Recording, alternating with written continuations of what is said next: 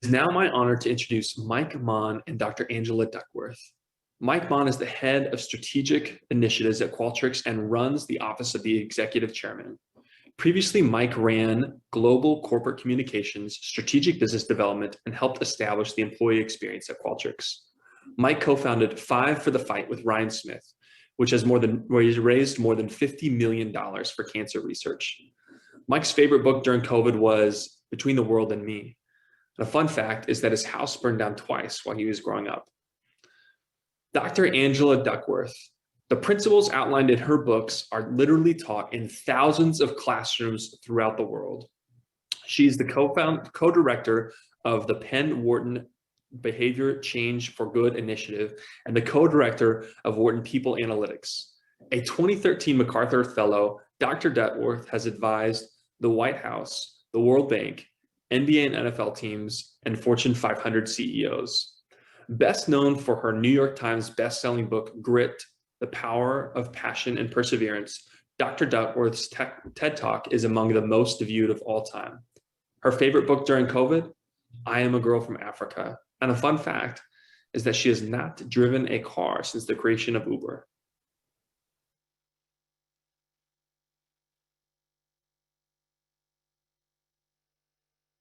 Mike, you're in charge of this, but I just want to say thank you. That was a lovely introduction. Okay, perfect. Well, hey, thank you everybody for having us. And Angela, thank you so much for being here. I'm thrilled to be here. Angela is one of my dearest friends. As you heard, she's one of the world's leading psychologists. What we didn't hear is that you'd be hard pressed to find anyone who feels stronger about doing whatever it takes to help kids thrive. And tomorrow's her birthday, so we're especially grateful that she's here with us today. Angela, you're here with a group of business professionals, MBA students, prospective MBA students who are nearly all members of the Church of Jesus Christ of Latter-day Saints. I know you've met many of us Mormons throughout your career, and grateful that you've half come my spend lab some time is, with us. as you know, Mike, half my lab is LDS, so. well, and good. Maybe half my friends. Well, we like you for a reason. So, hey, look, I just wanted to jump right in and start with this. When people find out that we're friends, the most frequent question that I always get is, can you ask her how I develop grit in my kids? And so whether people are managing employees, I think some of this goes across, but can you just talk to that? How do people develop grit in their children? Well, there are a lot of commonalities between parenting and leadership. And whether you are now a parent, you are certainly a leader and an aspiring leader. So what I recommend when I think about the development of grit, which is in full maturity, a kind of single-minded passion for what you do. I was fortunate to hear the remarks right before this conversation, and I thought a lot about grit as I was, listening to, this journey that wasn't exactly a straight line for Zeke. And I'll say that in maturity, if it's single-minded focus, I think about my work when I wake up. I think about it when I go to bed. I want to think about it. I even dream about it sometimes. I work really hard at it. I try to get better. I'm resilient in the face of setbacks. The question is, what does that look like when kids are 3 or 5 or 9 or even 19? And the metaphor I want to use here is butterflies, because what I study are very mature, beautiful butterflies who win Olympic gold medals and Nobel Prizes, Academy Awards. And you might think, oh, well, when they were younger, they were just little butterflies, but they were not little butterflies, they were caterpillars. And that single-minded focus that I wake up and I think about it and I go to bed and think about it, and weeks go by and I still want to do this, and years go by and I get rejected, I still want to do it. That is actually not what 3, 5, 9, and 19-year-olds look like on the path to grit. I think surprisingly, there's a lot of quitting that happens in the early years because you're trying things out and you're discovering about yourself and the world that it's not a great fit, and then you move in a different direction. And I think this cycling through interest is a healthy thing for young people to do. I would say that one thing that sets you up for this journey toward a singular passion, if that's something that you want, which not everyone does, is to develop two things. One is a work ethic. I think even if you are 3, 5, 7, 9, 19, it's never too early to learn how to work hard, to take feedback, to always try to improve one thing about what you're doing.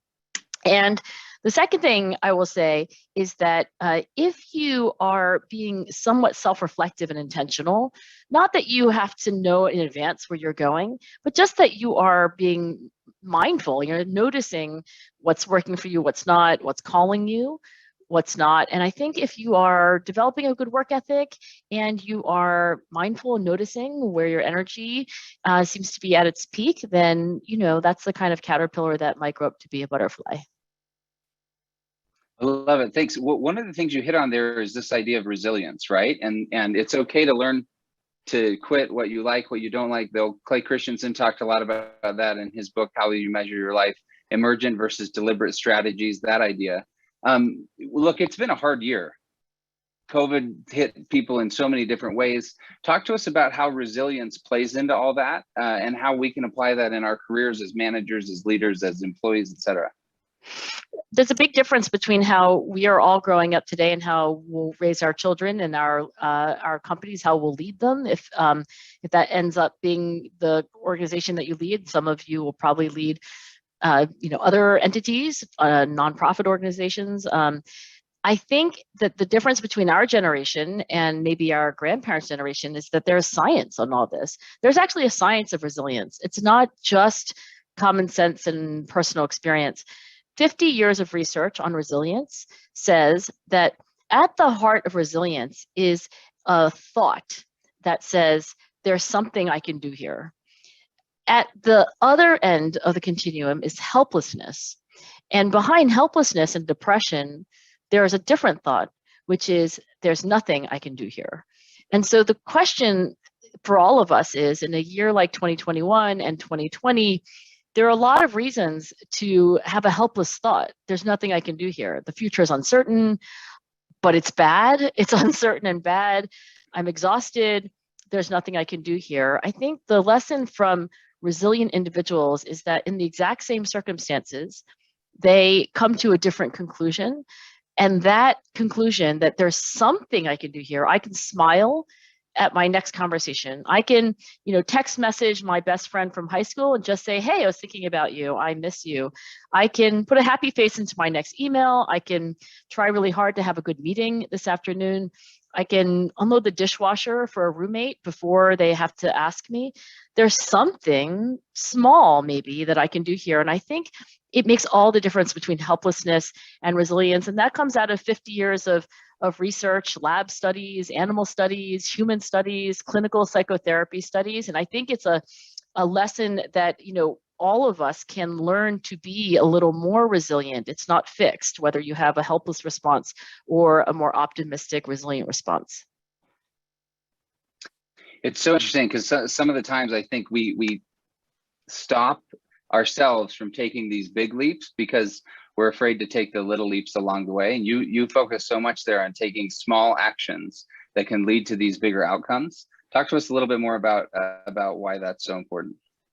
There was a study of 6th graders done at, I believe it was at Stanford University. It was certainly done by Al Bandura, who is a psychologist, and he is a wonderful psychologist who I believe is the most highly cited or most consensually eminent psychologist alive today. So he did a study of 6th graders where half of the 6th graders had to do a set of math problems that would take 7 days, and there were 42 worksheets and a booklet, and they were encouraged to do this, and they were set on their way. And the other half of these 6th graders were given the exact same workbook and the same encouragement, the same everything, except there was a gentle prompt to think about the 42 pages over 7 days as being 6 pages per day.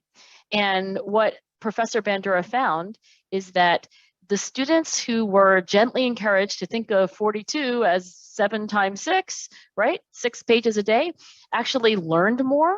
they had more confidence, they had better attitudes in general towards math. It's like, do you want to do another workbook? Sure.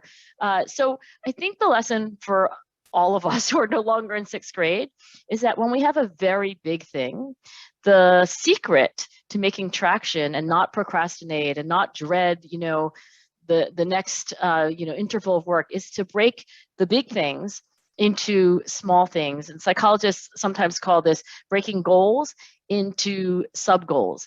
And I think it's one of the ways in which highly productive people approach any large task. And I'll just say, Mike, as you know, when I wrote Grit, it was truly the hardest thing I've ever done.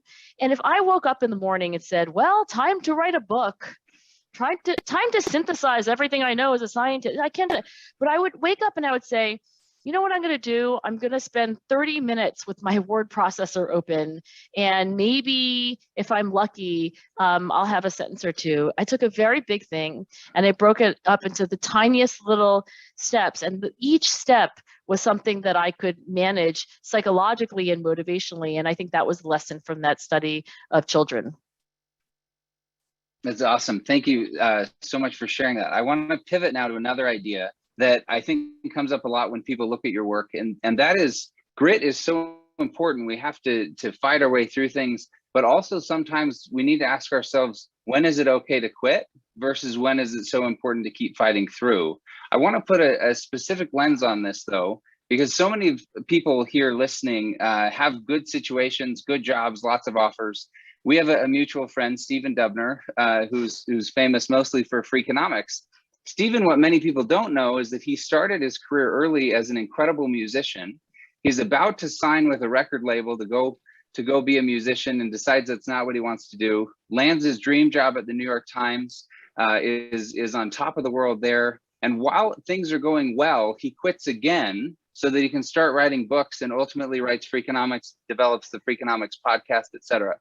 So it's interesting that Stephen took this idea of his life and said, I'm going to quit when things are good. Whereas many people would say, I want to have grit to strive through and become the best at X or Y. Talk to us about knowing when to keep striving, when to quit, and why people might quit when things are good versus when things are bad. I think the question might be phrased, when to quit and when to grit. And is there anything systematic that we can say? I mean, in hindsight, it sometimes seems clear, but when you're actually living your life going forward, like what's the advice? Scientists in psychology anyway, we believe that human beings have goals. A goal is a desired future state. I could have a goal that is very concrete and specific about how I want to spend my birthday tomorrow, but I could also have 10-year goals, and I could have life goals. At the very most abstract level, in some ways, your values, I think, are goals. They're desired future states, and they're encompassing, and they're broad, and they're almost timeless. But when we talk about these goals at different time scales, psychologists would agree that they are generally arranged hierarchically, with specific near-term concrete goals at the bottom of the hierarchy that serve higher level goals as you go up. So as you go up a level, it's like, why do you have the goal? Why do you want to speak with the LDS MBA students? Oh, well, I have a higher level goal, which is that I actually think psychological science in the hands of leaders, which clearly these LDS MBA students are, like, that could be great. Like, oh, why? Like, why could that be great? Oh, well, leaders actually need to be psychologically wise. Why do leaders need to be psychologically wise? Because they create culture, they create organizations, they actually create social norms and principles. Okay, well, why does that matter? So every time you go up a level and you ask why, you're going up a level in your goal hierarchy. And when you answer the question why, that's another goal that you have, a desired future state, which is yet more abstract, more extended in time, and so forth. The reason why this is so important for when to quit and when to grit is that in general, I am very quick to quit the low level, tactical, 1 day, 2 week, this quarter, I hope this contract works out kind of goal. And I'm extremely stubborn about things like my values, the mission of my life, the vision that I've created for myself as a professional. So I think that general principle tells you that if it's a question of when to quit and when to grit, when you have a temptation to quit, you might ask yourself, what is the purpose of this thing that I'm working on? And is there a better way to get there? For Stephen Dubner, I think that at the end of the day, we could both ask him, when he had to choose between being a musician and being a writer, and he asked the question, why am I a musician? Like, why do I like, and then, ask the question, like, why have I been interested in writing? That, going up a level in the hierarchy gave him some clarity about when to quit and when not to. And in that case, it said, yeah, quit this because there's a better way to get to the things that you're ultimately, committed to. So think about your goal hierarchy. Why am I doing this? And that will often tell you whether you should quit and do something that's another way to get to the same high level goal or not. And I'll just give you this kind of rule of thumb, which is I don't really think it's a good idea generally to quit on a bad day. It's better to quit on a good day. If I'm particularly discouraged because I get low student ratings and a lot of negative feedback, is that the day to question whether I should really be a professor? I'd rather question whether I've gone into the right career on a reasonably good or even neutral day. Then I have the rationality, then I have the clarity, then I have the reflection. I'm not, looking to escape pain in the near term. So goal hierarchies and quitting on good days are two recommendations from research. Absolutely. I mean, look, my dad mastered that. I remember as a kid, we would go boogie boarding at the beach or whatever. And every time I'd crash and get in the washing machine of a wave, I'd be like, I'm done. And he would grab me and he said, we never quit on a bad one. You cannot go in until you ride a good wave. And that was just his MO. Let me dive into one area here that I feel passionately about. I think that inertia is the most powerful force in the world and probably the most dangerous. We've talked about, when you quit, your goal hierarchy, stuff like that. So many people also just get stuck in a rut. That's not grit. That's just we never move because it's so easy to keep doing what we've been doing. How do you overcome inertia in order to proactively make the decision, I'm going to do this, I'm choosing to do that? This is one of the most common questions that I get from CEOs.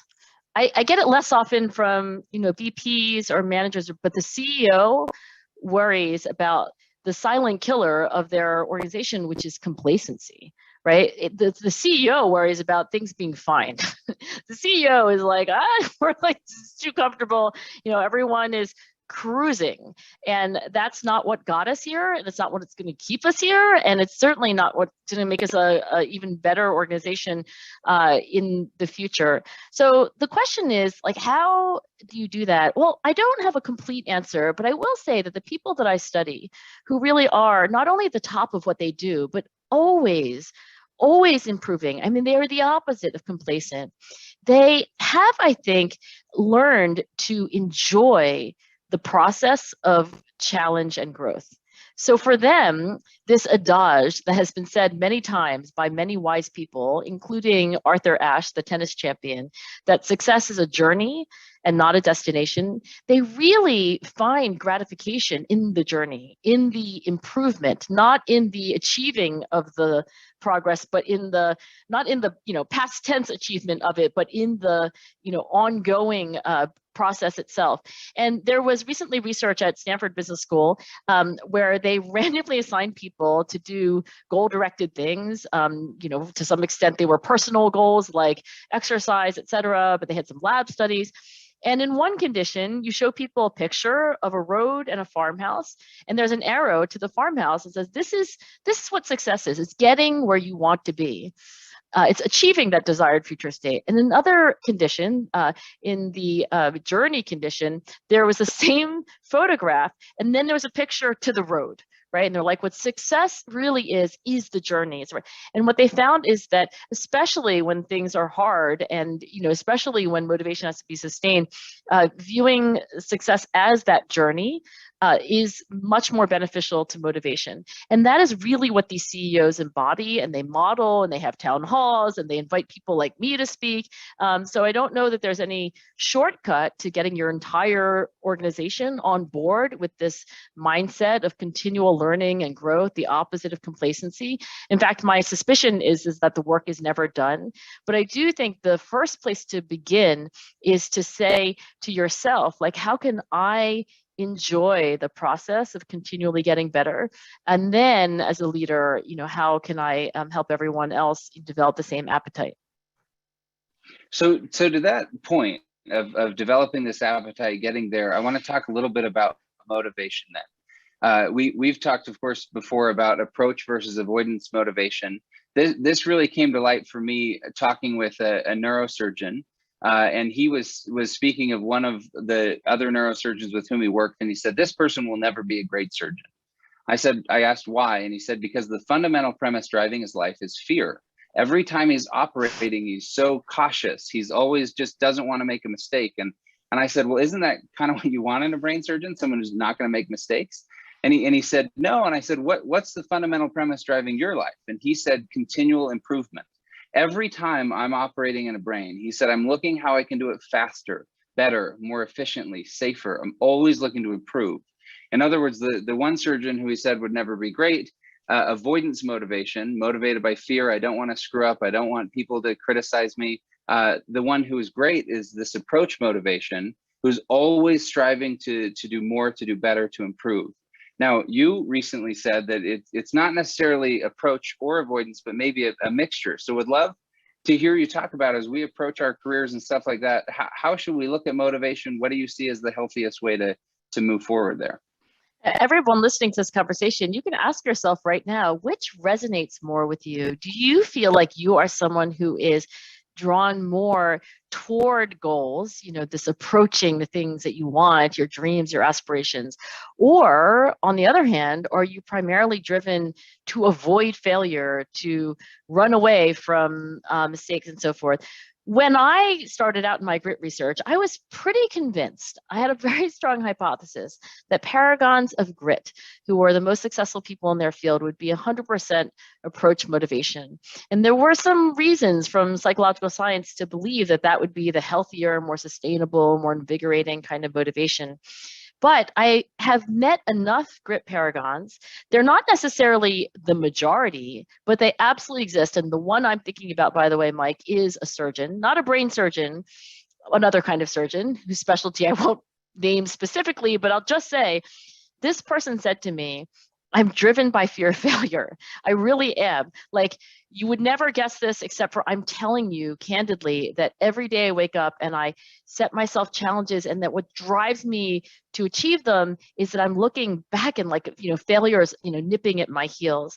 So I think it's more complicated than approach is good, avoidance is bad. But I will say that both the approach-oriented and the more avoidance-oriented people, the one behavior that they enact, which I think is the final common denominator, the final common path, is they seek out challenge and they embrace it, and they are willing to fail in those challenges that they've embraced. Because if you're not failing at least some of the time, guess what? You're not challenged. So whether that's primarily driven by approach, primarily driven by avoidance, I think that nuance there says that if you are somebody who is driven by avoidance motivation, as long as your coping response isn't to hide in your bedroom and never, challenge yourself, right? Like to, withdraw, like then it can actually be a fairly powerful motivational force. I myself prefer approach motivation. It feels a lot better. But I don't want to, oversimplify at least the motivational profiles that I've been fortunate enough to study. Okay, look, we've just got 1 or 2 minutes left. So let me just ask this one last thing. What are a couple of things you wish you'd understood 20 years ago that have helped propel you to where you are today? Let me summarize psychotherapy in a couple sentences. So in the last 50 years of research on therapy of many kinds, and I'm happy to say that a lot of this happened at University of Pennsylvania in Philadelphia, one of the key insights that anybody goes to therapy to learn is that your feelings come from thoughts. If you're feeling depressed, there's probably a thought of loss and helplessness. If you're feeling anxious, you're having a thought about a future threat. If you're feeling angry, you're having a thought that your rights have been violated, and so on and so on. So the reason why I say that I, would like to summarize this for you is that when I was a younger woman, I had feelings, I had emotions. I wasn't great at managing them. I certainly wasn't very good at understanding them. And after becoming a psychological scientist and also, by the way, going to therapy, I've learned that any emotion that I'm feeling, if I wake up and I'm feeling dread, if I'm feeling like that feeling of procrastinating, if I'm feeling pride, if I'm feeling joy, if I'm feeling jealousy, I always say to myself, psychological science says that when I'm having a feeling, the feeling must come from a thought. And then I go on a little Easter egg hunt to look for the thought, and then it leads me, I think, to much more productive ways of then managing everything. It's like, oh, that's the thought. The thought is that I must be looking at my colleague and feeling like they're doing better than me. Oh, isn't that interesting? Isn't that an interesting source of my jealousy? What do I want to do with that?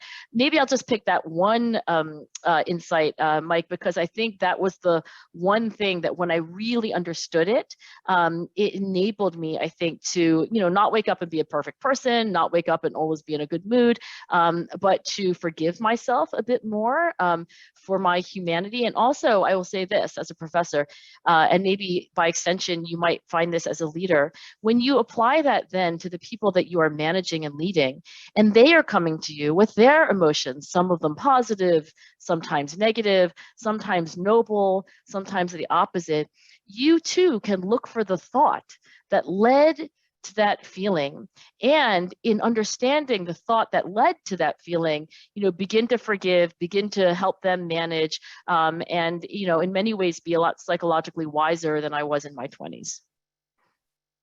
Angela, thank you so much for joining us and for spending some time with us today before your own birthday tomorrow. Grateful that you'd be here. If we were here, I think we'd all give you an applause, but we can't do that. So thanks so much.